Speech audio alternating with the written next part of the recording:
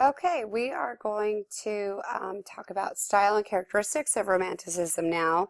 But before we talk about it, there's this theme in Romanticism that has to do with the sublime. And and it really does have to do with nature for the most part. I mean, I know you guys, I've told you my story about being in the Sistine Chapel, and I felt like at that moment felt very sublime to me. And it's the idea of the sublime is being stunned by nature, by seeing something that blows your mind that's in nature. And for those of us who've gone to national parks, or those of us who've been to places where you just can't understand how this world is this beautiful. I mean, that's what this means. So I have this quick video of this guy who is going to be stunned by this rainbow. So I'm going to play this, just a few seconds of it, not much of it, just to kind of show you, like, this is how you're supposed to react if you have seen the sublime.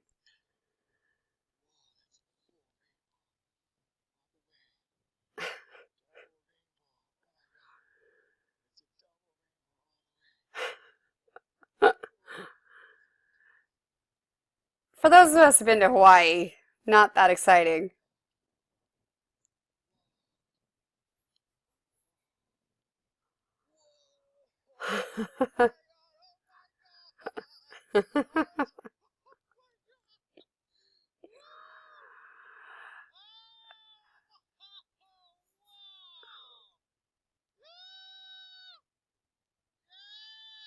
It's a little loud, sorry.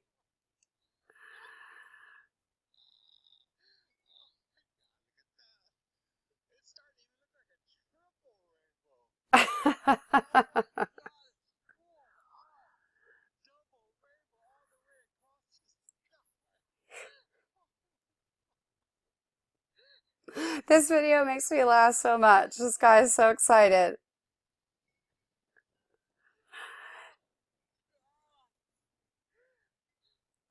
So that's his reaction is rad because the idea of seeing a double rainbow for this person who's obviously never seen one is like unbelievable. He's shocked. I mean, maybe there was other things that helped him be that excited. I'm not sure, but I mean, I to be not just ecstatic about seeing nature and having that is something that the artists of the 19th century are really going to go after is emotion and reaction, and but having that mostly to nature. So that's I love that video.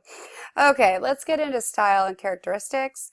One of the things that we see with Romanticism is that it's really the first of the big art movement of the 19th century, and again, it's a rejection to the previous movement, which is neoclassical. Now, I don't want you guys to mix up romanticism with being romantic, because that's not what it is. Romanticism, though, is trying to evoke emotion, and it's any kind of emotion, and that could be pride, that could be love, that could be horror, it could be fear, but any kind of emotion. And it's also especially interested in man's relationship to nature and man's response to it. So, and one of the things that's shown in Romanticism is that they're really trying to show nature is unpredictable and the awesome quality of that. And that could be good or bad, but just showing the awesome quality is very unlike the Enlightenment and rational thought of and the neoclassical period of before that. So for Romanticism, it's not necessarily a coherent style because we do see quite a variety in it, but it's more like an attitude of mind. It's like trying to get a reaction and encapsulate the experience of the artist and include that in their art. One of the things, I guess I'm still on the first point, is that it rejected didacticism, which I had to look that word up. It's a big word.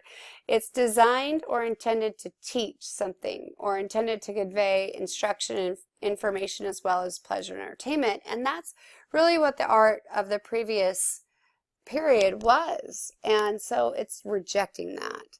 Instead, it's embracing the imaginary and especially the exotic, which we'll first see with the Le Grand Odalisque. So it's also subjectivity and interest in the individual, which is at odds with the 18th century rationalism. It emphasized the importance of the individual's personal and imaginative response to the world. And it also means that the artist as an individual mattered more too. So the modern Western concept of the artist as liberal and revolutionary is established in this period, particularly with Géricault, Courbet, and Whistler. Um, so that's the interest in the individual. And then imagination and emotions are key.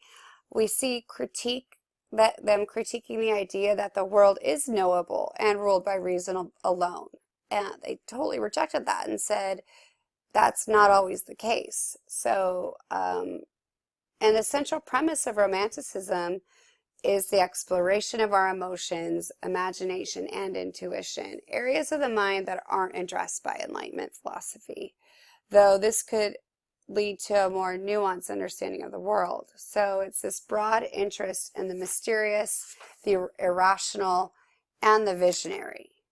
So, and then the idea of the sublime is important too. They're trying to make it so that people have that visceral reaction to nature, which you guys should see in The Raft of the Medusa and The Slave Ship and some of the other pieces you guys are going to get to in a second.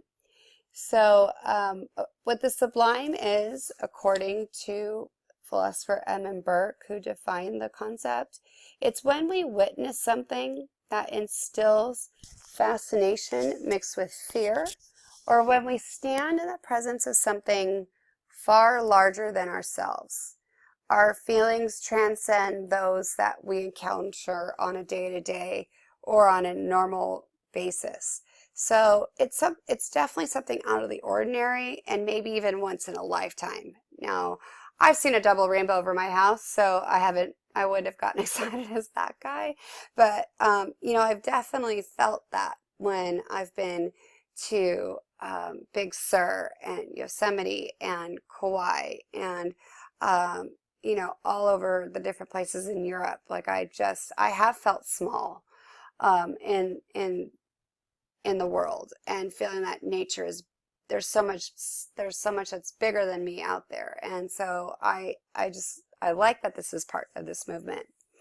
And the French and British paintings of the early 19th century, they somehow always have this kind of reoccurrence of shipwrecks and other representation, particularly of man's struggle against the awesome power of nature that will manifest the sensibility of the sublime. So like you can have this unsinkable ship that hits an iceberg, and I know it's a little bit in the future, but it's this idea of, you can't have something unsinkable. You still have something that nature can defeat, and we can't defeat nature. So, and then moving on, we have a lot of landscapes during this time period, and that's particularly popular probably because it's this good vehicle for expressing what's called the aesthetic, or what's beautiful, or what people see as beautiful.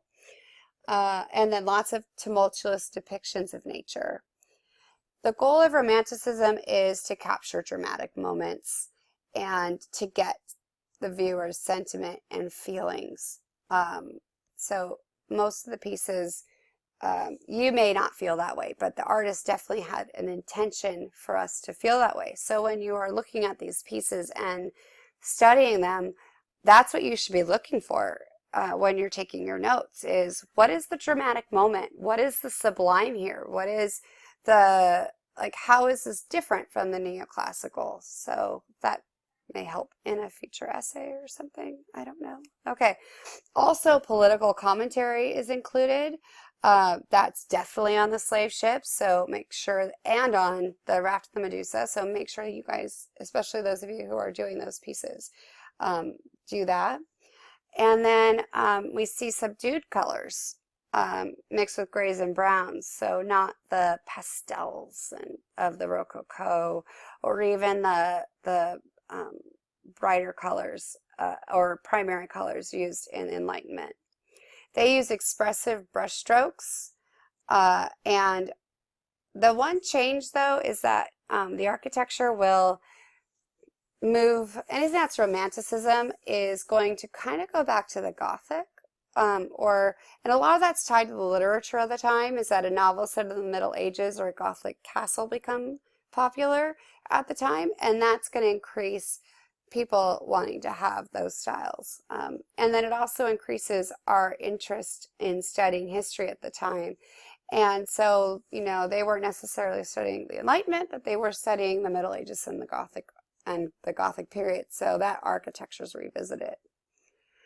Okay, so we're moving on to our next piece, the Grand Odalisque, and so good luck to both 4th and 6th period presenters on this piece, and it's done by Jean-Auguste Dominique, Ong, and I know it's looks like Ingress, but it's you want to pronounce it like it's A-N-G, so that's why I left this one up, and so, yeah, another reclining nude. And so good luck to you guys. And good luck on your multiple choice test. And let me know if you guys have any questions through the remind text. And I will be seeing you guys shortly. Well, probably in a week and a half, but we'll see how it goes. Okay?